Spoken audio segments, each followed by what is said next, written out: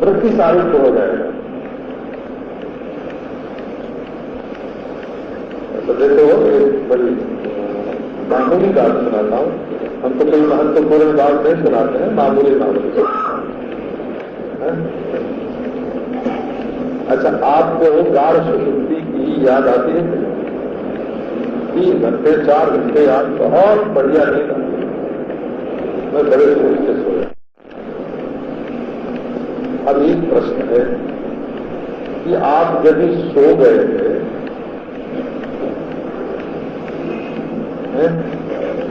तो जागृत और स्वप्न से विलक्षण कोई अवस्था हुई थी कि आपने कैसे देखा?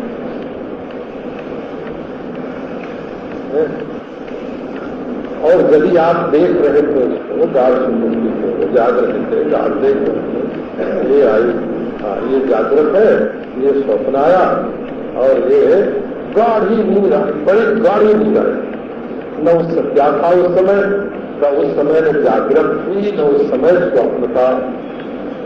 अरे सांस चल रही थी इसका भी पता नहीं था।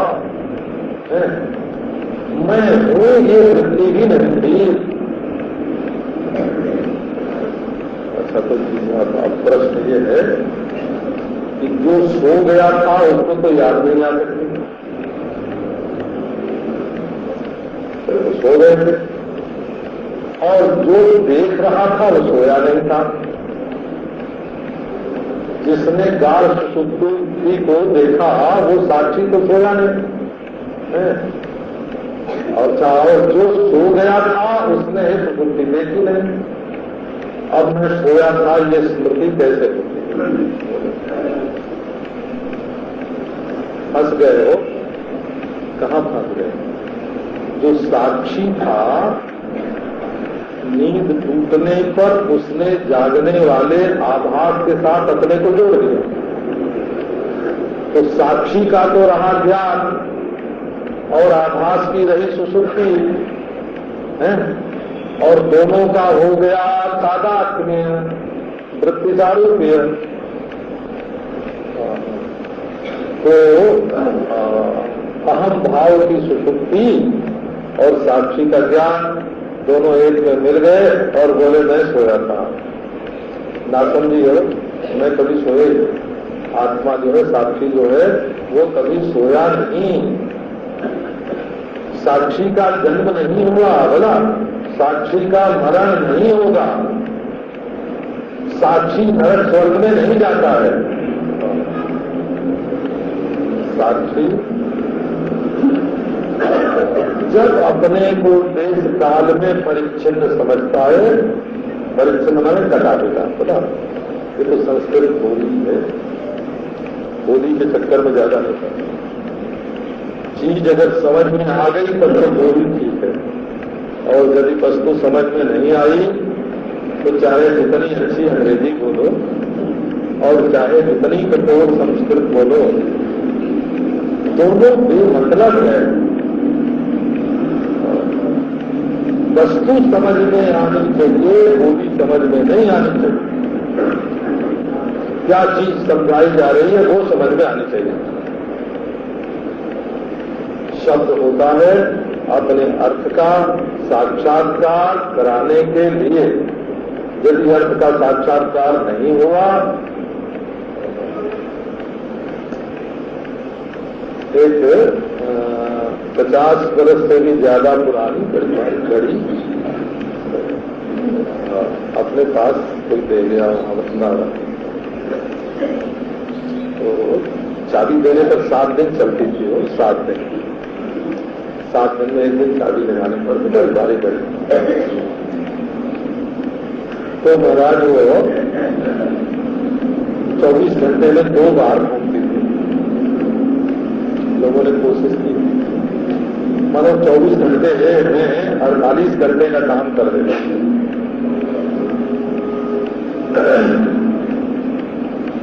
बहुत कोशिश की कि सुधर जाए, नहीं सुधरी। तो हम पंडित जी से कहते थे अपने लाइब्रेरियन से कि इसको हटा देना। तो बोलते महाराज चलती तो है, अभी चलती है, इसको हटाने की जरूरत। भाई घड़ी होती है समय बताने के लिए, यदि घड़ी समय नहीं बताती तो बेकार है।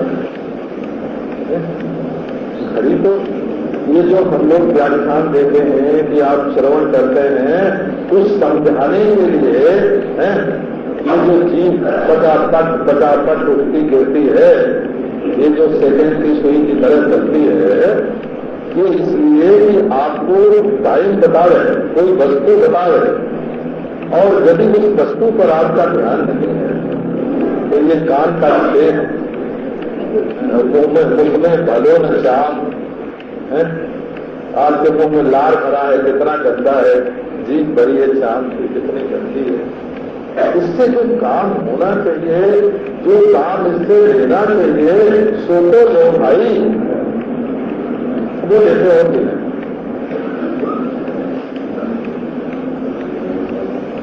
तो अज्ञान सारे दुख का कारण, सारे शोक का कारण, सारे मोह का कारण अज्ञान है। प्रज्वाल्या ज्ञान गहनम, निश्चय की आग जलाओ। इससे हमारा मतलब नहीं है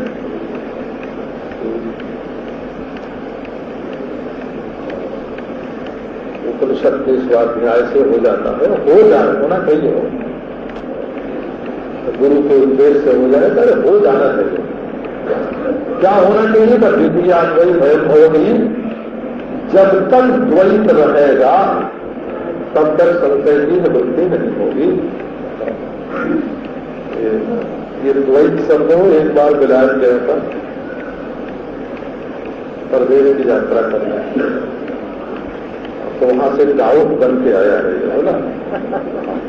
अब द्वैत माने डाउट, संशय, शंका। जब तक द्वैत रहेगा तब तक आप संशय से मुक्त नहीं होंगे। और संशय क्या है? अज्ञान का बच्चा।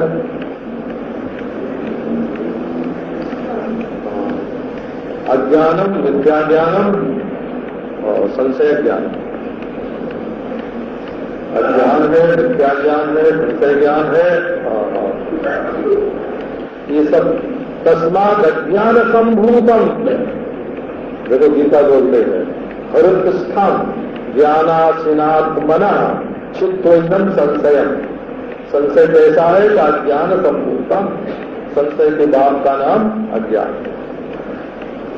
अज्ञान संभूतम संशयम चित्वा। ज्ञान की तलवार से अज्ञान के बेटे संदेह को काट दो। उत्तिष्ठ उत्तिष्ठ भारत। अब वो निश्चय जो है वो सत्संग से मिले ठीक है, शास्त्र से मिले ठीक है, गुरु से मिले ठीक है, और कहीं पढ़ा हुआ मिल जाए हो। एक राजा का वर्णन आता है, वो चांदनी रात में मौज कर रहे थे। वो मौज का वर्णन नहीं करते, क्या क्या मौज कर रहे थे। ऋतुराज के ज्ञान खंड में है। उसी समय महाराज कोई आकाश मार्ग से उड़ते हुए गए और बोल रहे थे तत्वमसि। जो महाराज उस राजा के कान में पड़ा, तत्वमसि है, हो रहा है तत्वमसि, बस नाम बन गया। फिर राजा बड़े भारी ज्ञानी के नाम से प्रकट हुआ, बड़ा भारी तत्वज्ञानी हुआ। कान में पड़ गया। चिड़िया के मुंह से हंस आपस में बातचीत करते जा रहे थे, हंसों के मुंह से कान में पड़ गया। ये नहीं कि कहाँ, अरे चंडाल से मिले तो वहां से भी लो भाई, है ना। कोई नारकी प्राणी से मिले तो वहां से भी लो, चिड़िया से मिले वहां से भी लो।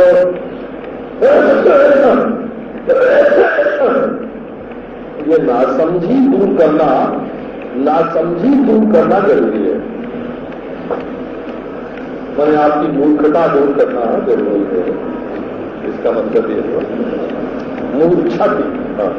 आपकी बुद्धि ही मूर्छित हो गई है, बेहोश हो गई है। एक दिन पढ़ा, एक बड़ा भाई विद्वान था,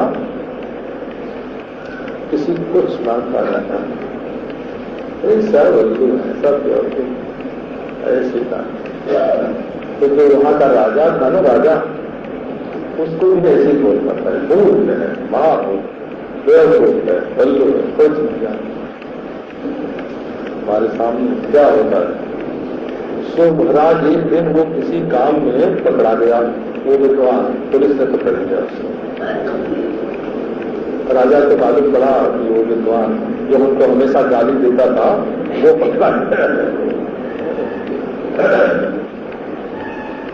और उन्होंने कहा ले आओ हमारे साथ। बोले कि हम तो तुम्हें सजा देंगे, दंड देंगे। विद्वान पुरुष से कहा कि हम तुमको सजा देंगे, एक ही उपाय है, तुम हमारे एक पांव छुओ और माफी मांगो कि हमसे गलती हुई है, और तब हम तुमको माफ कर सकते हैं। और नहीं तो हम तो तुम कहोगे, बोल कहोगे, बोल तुम कहोगे, तो आज हम छोड़ने वाले तुमको नहीं है।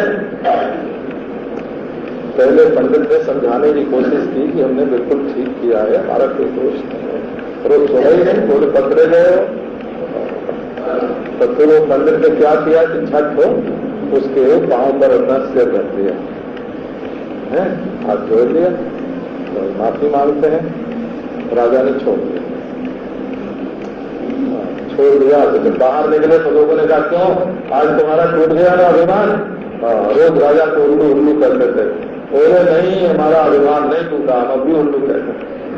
तब तभी किया क्या, तो किया ये कि मैं समझता था कि ये आदमी है, कान से सुनता होगा है? लेकिन ये कान से नहीं सुनता है तो पांव से सुनता है। इसलिए पांव पर सिर रखे मैंने इसके पांव से कहा, सिर्फ पांव से है। अब तू पांव से सुनता है तो पांव से सुन। ये महामूर्ख कान से नहीं सुनता है, पांव से सुनता है।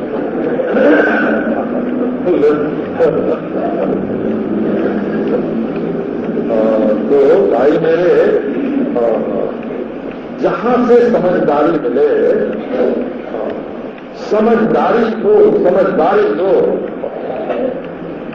कृष्ण भक्ति रसभावती क्रियता यदि कुतो भी लक्ष्यते तत्र मूल्यमपि लौल्यमेकलम जन्म कोटि सुकृतैः न लभ्यते।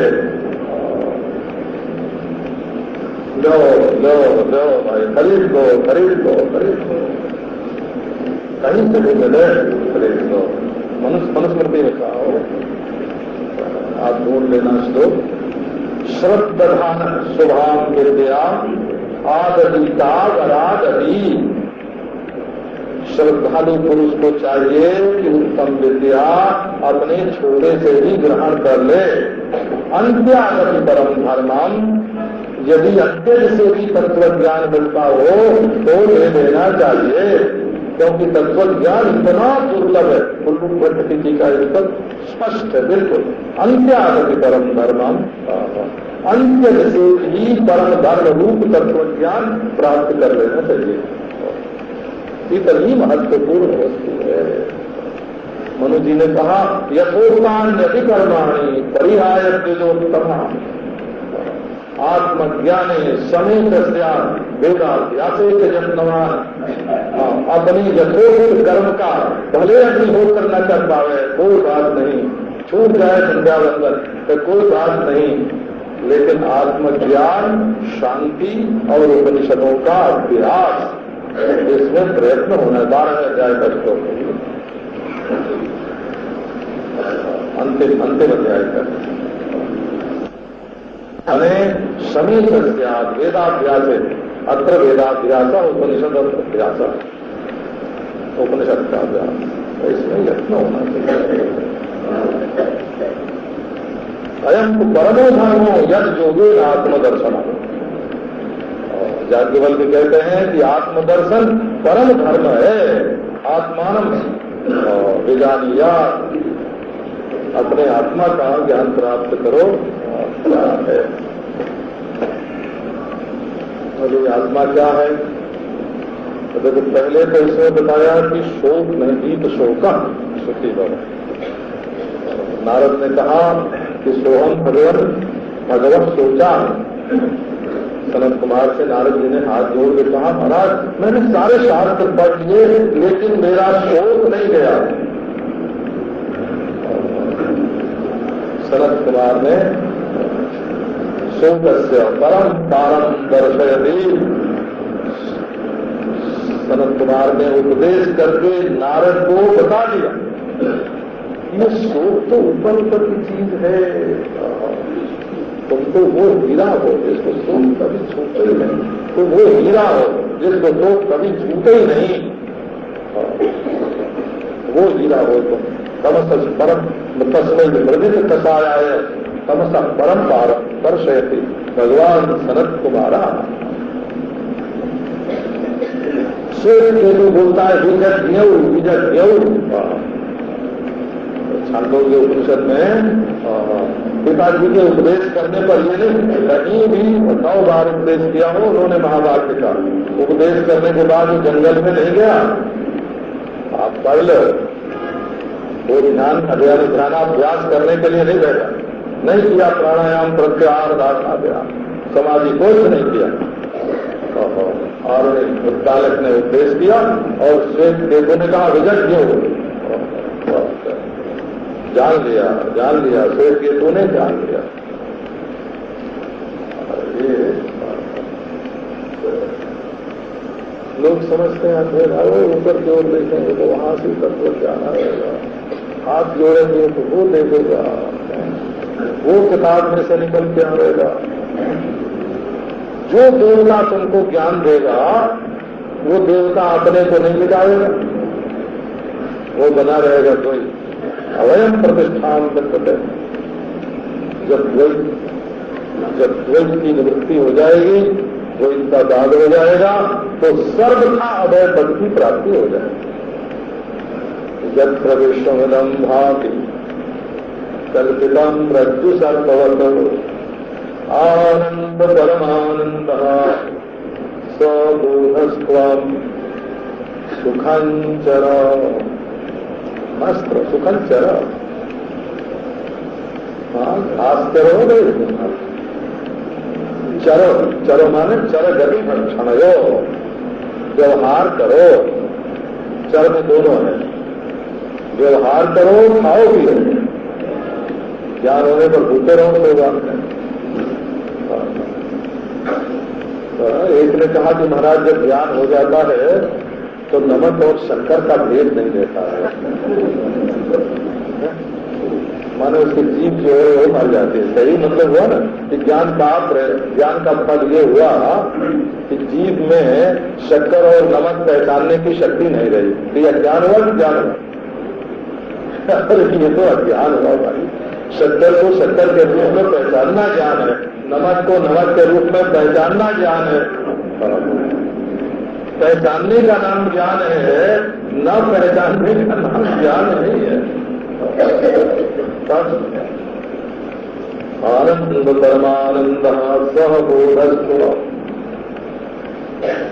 तुम ज्ञान स्वरूप हो, बोध हो, बोध नहीं हो, बुद्धा नहीं। बोध माने बुद्ध जाना जाता है, जैसे किताब, जैसे घड़ी और जैसे फूल, ये क्या है? ये बोध है, बोध के विषय ये जाने जाते हैं। और जानने वाला कौन होता है? फिर आंख वाला, कान वाला, जीभ वाला, ये जानने वाला, इसको बोधता बोलते हैं। तो इदम हो गया ये बोध और अहम हो गया बोधा। ये दोनों बोध के विवर्त हैं, दोनों बोध के विवर्त हैं। हो विवर्त है माने विपरीतम वर्तते, विपरीतम वर्तनम। ये बोध में अनुरोध आश्रय है। प्रेम में भी विवर्त होता है, आप लोगों ने सुना हो कि न सुना हो, प्रेम में विवर्त होता है, ज्ञान में भी विवर्त होता है, सत्ता में भी विवर्त होता है। विवर्त माने जो चीज जैसी नहीं है वैसी बरते, उसको बोलते हैं विरुद्धम वर्तनम विवर्ता, विपरीतम वर्तनम विवर्ता। वर्तन वृत्ति दर्शन है।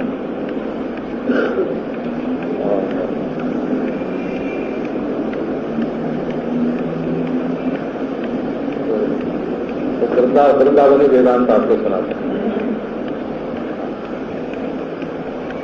वृंदावन में ऐसा वर्णन करते हैं कि एक बार ललिता सखी के साथ श्री राधा रानी अभिसार में गए श्री कृष्ण से मिलने के लिए वन में। तो उस समय महाराज पश्चिम में सूर्यास्त हो रहा है। लाली और कहीं तो वो तो नित्य निकुंज में राधा रानी और श्री कृष्ण मिल गए और ललिता जी बाहर गए। अब क्या हुआ कि जब प्रातः काल होने लगा और पूर्व दिशा में सूर्योदय की लाली अरुणोदय जब होने लगा तो ललिता सखी ने बाहर से कहा कि प्रिया जी प्रातः काल हो गया, देखो सूर्योदय हो रहा है और पूर्व में लाली छा गई, आप चलो जल्दी चले। तो राधा रानी ने कहा कि सखी तू मुझे धोखा दे रही है? अभी तो पश्चिम में लाली थी, पश्चिमाकाश में सूर्यास्त हो रहा था और अभी तू कह रही है कि सूर्योदय हो रहा है, ये अरुण की प्रतिमा है, मुझसे तू बोल रही है? अभी तो मैं आई हूं। तो रात भर का काल उनको, रात भर का जो समय है ना, वो एक क्षण भर मालूम पड़ा। ये इसको प्रेम विदर्भ बोलते हैं। इतना प्रबल प्रेम था कि काल का पता ही नहीं चला। बोला एक बोलते हैं श्याम सुंदर श्री राधा रानी की गोद में फिर रखते लेते हुए थे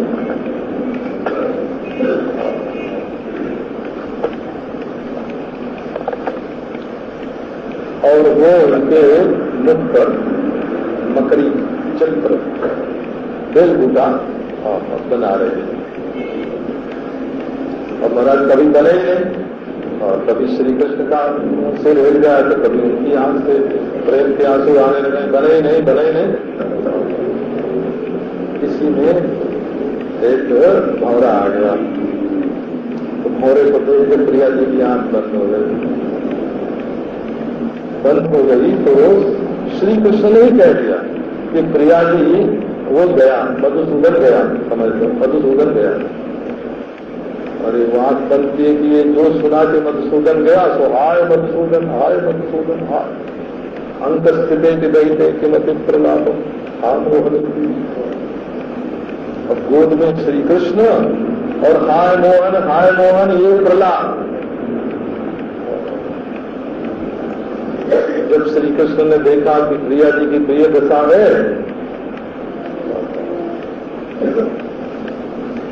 तो उठे प्रिया होश में नहीं आए तो वो बेहोश हो गए। जब वो बेहोश हो गए तो प्रिया जी उजट गई, फिर उन्होंने उनको जगाया तो जब वो जगह तो वो बेहोश, वो जगह तो वो बेहोश।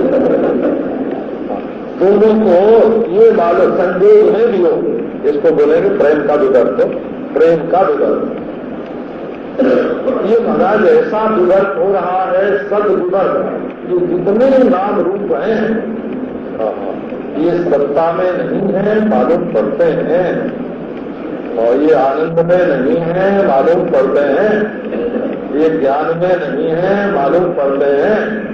जहाँ वियोग नहीं है वहाँ वियोग मालूम पड़ता है, जहाँ संयोग नहीं है वहाँ संयोग मालूम पड़ता है। इसको प्रेम वैचित्र्य बोलते हैं। प्रेम शास्त्र की भाषा में इसका नाम है प्रेम वैचित्र्य। प्रेम के कारण चित्त की विपरीतता, विचित्र वैचित्र्य। ये उज्ज्वल नीलमणि में इसका नाम प्रेम वैचित्र्य है। तो आपको क्या सुना रहे, ये असल में वैचित्र्य हो रहा है, नित्य प्राप्त करना और अप्राप्त सा हो रहा है। इसका नाम प्रेम ज्ञान विवर्त है।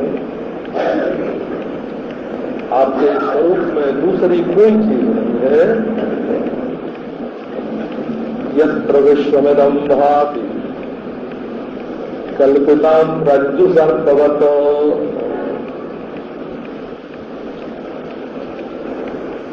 आनंद परमानंदः आनंदो ब्रह्म इति व्यजानात्। तैत्तिरीय श्रुति कहती है आनंद ब्रह्म है, पर आनंद ईश्वर का आनंद है। कैसे? आप देखो, आनंदादेव खंडवान भूतानि जायन्ते आनंदेन जातानि जीवन्ति आनंदम प्रयन्ति अभिसंप्रसन्ति। आनंद क्या है? जगत का कारण है, परमेश्वर्य है, परमेश्वर सुनति समृद्ध। नंद माने परम समृद्धिशाली, नंद के आनंद में बोलते हैं, नंद के आनंद में।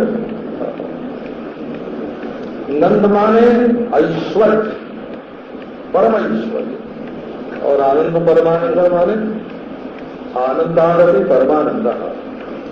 आनंदे विनोदी परमा आनंद। जो आनंद है महाराज, मानवानंद होता है, गंधर्वानंद होता है, देवानंद होता है, 10 तरह के आनंद होते हैं ना, वो सब आनंद है। और तो परमानंद, परमानंद कौन है? तो सतगुणित कर 10 बार सतगुणित करते हुए जिस आनंद से बड़ा और कोई आनंद नहीं है, वो है आनंद परमानंद। वो है तुम्हारी आत्मा का स्वरूप और अभी है हाजरा हजूर, साक्षात। हाजरा हजूर माने साक्षात परोक्ष, न निकट न दूर, देशांतर में नहीं है, कालांतर में नहीं है, वस्तु में नहीं है, वो है अपना स्वरूप। अच्छा, अब कल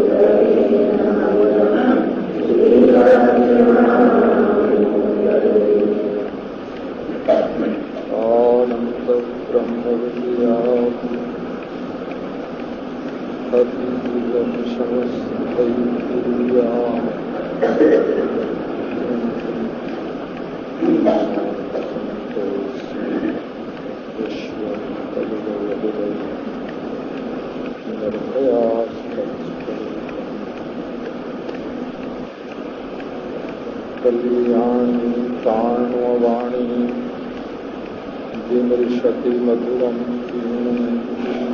तत्त्वं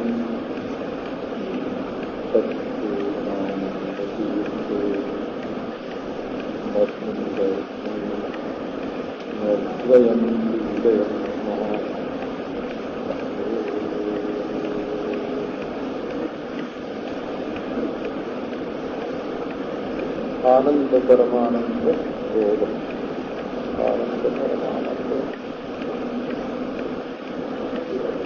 आनंद परमानंद सबोधस्व सुखम।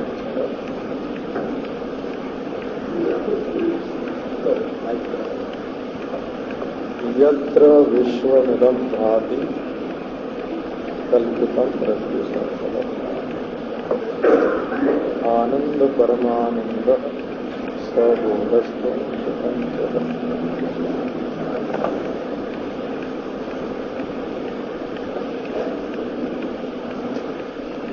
एक बात कहिए,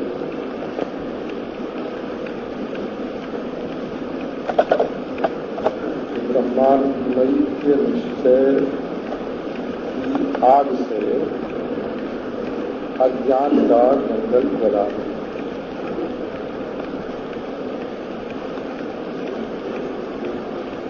शोक तो जीवन में रहेगा ही नहीं।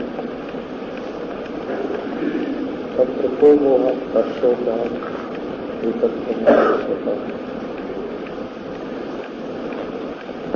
केवल अज्ञान ही जलाने का है। अज्ञान भस्म हो जाए।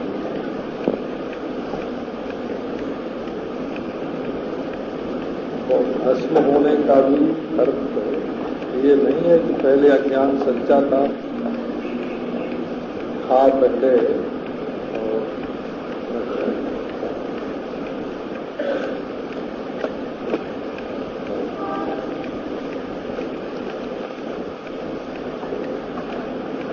बस ये भ्राम भ्राम भ्राम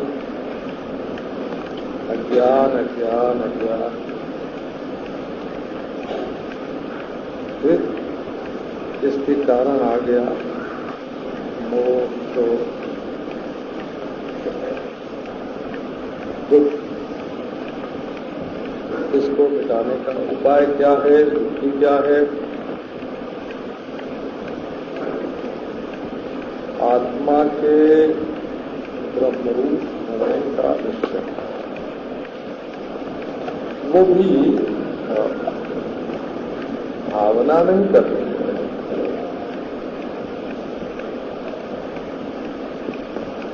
क्योंकि जो चीज पहले से ही जैसी है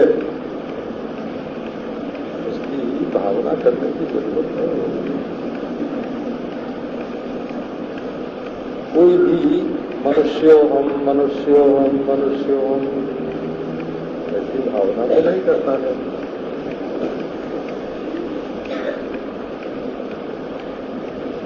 सोहम विचारो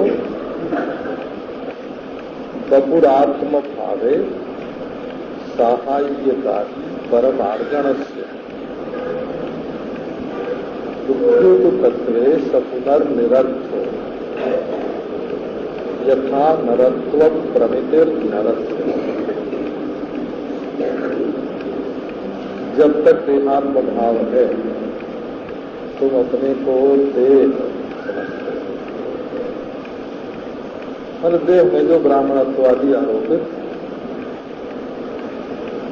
ऐसे सीधे सीधे कोई नहीं कहता कि मैं हड्डी मांस चांद का पुतला हूं। उलट के ही तो बोलते हैं ना, मैं ब्राह्मण हूं, मैं हिंदू हूं, मैं सन्यासी हूं,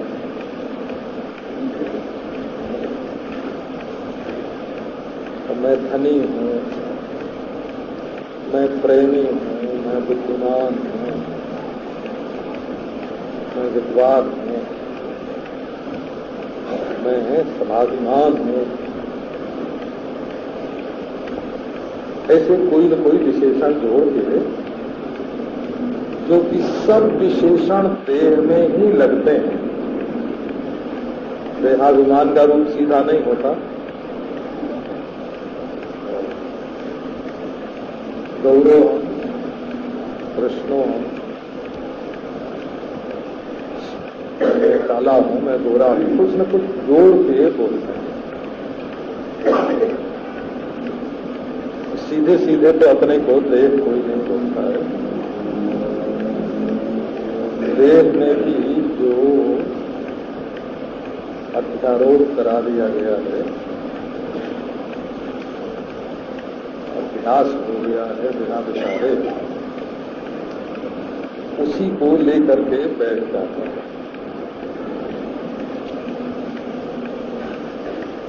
तो ये सब विचार करके तो माने हुए नहीं, कहीं न कहीं अज्ञान में ही माने गए। यहाँ तक कि पाप हमको लग जाता है तो हम पापी हैं, पुण्य लग जाता है तो पुण्य आत्मा है, और राग चिपक गया तो हम रागी हो गए, द्वेष चिपक गया तो हम द्वेषी हो गए, विक्षेप चिपक गया तो हम विक्षिप्त हो गए। तो ये बाहर से जो थोपी हुई अति ऊपर आरोपा, एक के ऊपर अन्य से ऊपर ही अन्य से आरोपा, एक के ऊपर दूसरी चीज पर तीसरी चीज पर चौथी चीज थोपते गए, डालते गए और हम उसको कबूल करते गए।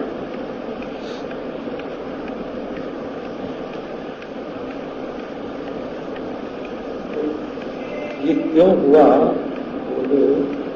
ये जो अपना दृष्टा स्वरूप है ना, दृष्टा चेतन,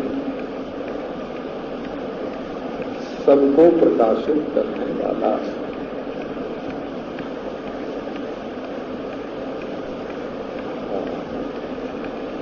चेतन माने इंद्रियवान नहीं होता हो। ये आजकल बाबू लोग है ना, तो सेंद्रिय को चेतन मानते हैं। आंख वाला, कान वाला, नाक वाला, जीभ वाला, मन वाला, संज्ञा वाला, इसका नाम चेतन करना है। चेतन वो है जो सबको तो करता है प्रकाशित, और अपने को प्रकाशित करने के लिए जिसको दूसरे प्रकाश की जरूरत नहीं होती। सबका ज्ञान उसको होता है, इंद्रियों के द्वारा भी होता है, जब इंद्रियां काम नहीं करती हैं तब भी होता है। आंख से रूप को देख के रूप का ज्ञान होता है, जब आंख अंधी होती है तब अंधी आंख का ज्ञान होता है, जब आंख कमजोर होती है तो कमजोर आंख का ज्ञान होता है, आंख बंद होती है तो बंद आंख का ज्ञान होता है। ऐसे ही मन जब दूसरों को जानता है तो मन के द्वारा दूसरों का ज्ञान होता है, और जब मन दूसरों को नहीं जानता है, सुषुप्ति में, मूर्छा में, समाधि में, तो मन का भी ज्ञान होता है। तो जो अंतःकरण के द्वारा, अंतःकरण के सुषुप्त होने पर भी सबको प्रकाशित करता है, और अपने को प्रकाशित करने के लिए जिसको दूसरे किसी प्रकाश की, ज्ञान की, चेतन की आवश्यकता नहीं होती, स्वेतर प्रकाश निरपेक्ष। तो ये जो चेतन तत्व है, ये लंबाई चौड़ाई को भी प्रकाशित करता है, उम्र को भी प्रकाशित करता है, वस्तु भेद को भी प्रकाशित करता है, कर्म भेद को भी प्रकाशित करता है। तो प्रकाश के द्वारा ये परिच्छिन्न नहीं हो सकता। तो प्रकाश द्रव्य इसको परिच्छिन्न नहीं कर सकते, और यदि दूसरा जीव मानोगे कि दूसरा कोई चेतन है तो वो भी प्रकाश से ही होगा, तो वो भी इसको परिच्छिन्न नहीं कर सकता। और दूसरा कोई ईश्वर होगा तो वो भी प्रकाश से ही होगा, तो वो भी इसको परिच्छिन्न नहीं कर सकता। देश काल वस्तु कोई परिच्छिन्न नहीं कर सकता। तो जब द्वितीय है ही नहीं तो है का कोई कारण नहीं है। इसी चेतन को जब देश काल वस्तु से अपरिच्छिन्न, सजातीय विजातीय स्वगत भेद से दूर कहना होता है, तब इसको ब्रह्म कहते हैं। ब्रह्म परिच्छेद सामान्याद्यंतो व्यक्तिता भावों का लक्ष्यता ब्रह्म माने परिच्छेद सामान्य के अत्यंताभाव से लक्षित। परिच्छेद माने टुकड़ा टुकड़ा हो, जो परिच्छेद माने टुकड़ापन। सामान्य माने किस्म किस्म के टुकड़े, किस्म सामान्य माने किस्म किस्म के भेद, उनके अत्यंताभाव से उपलक्षित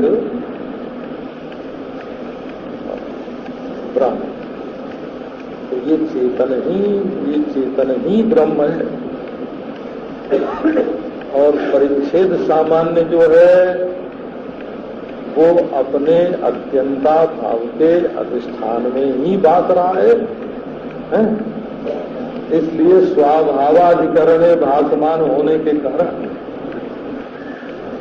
जिसमें उसका अभाव है उसी में भासमान होने के कारण जहाँ अभाव है वहीं, जहाँ घड़ा नहीं है वहाँ घड़ा मालूम पड़े तो क्या होगा?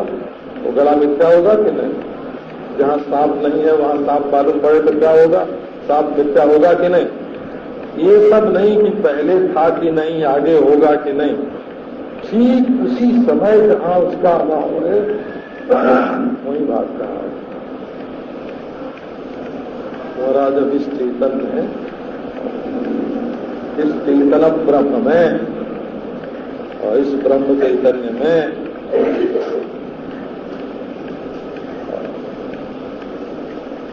ये सारी सृष्टि उस स्वप्रकाश अधिष्ठान, स्वप्रकाश माने चेतन और अधिष्ठान माने सन्मात्र, नाम रूप के अध्यारोप से सर्वथा विनिर्मुक्त आत्म ब्रह्म में दूसरा कोई है ही नहीं। न उससे बाहर है न उससे भीतर है, हो न उससे ऊपर है न नीचे है, न उससे पहले है न पीछे है। पहले पीछे सब करते और बाहर भीतर का सब करते, अपना पराया भेद भेद मात्र करते। तब दुख का हेतु क्या है?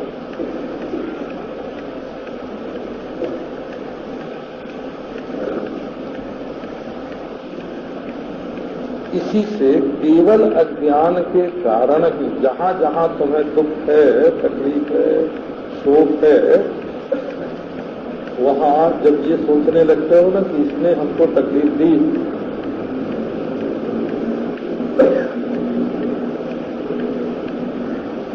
अरे वो तो है ही नहीं, तुमको तकलीफ कर देगा।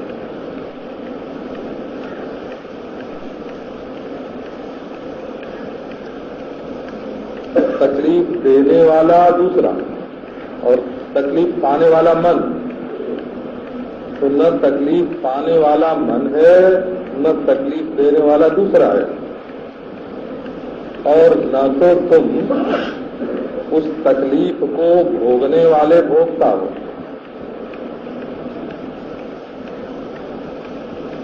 न तो उस कारण को बनाने वाले करता हो। क्योंकि जब तुम अपरिच्छिन्न अद्वय ब्रह्म ही हो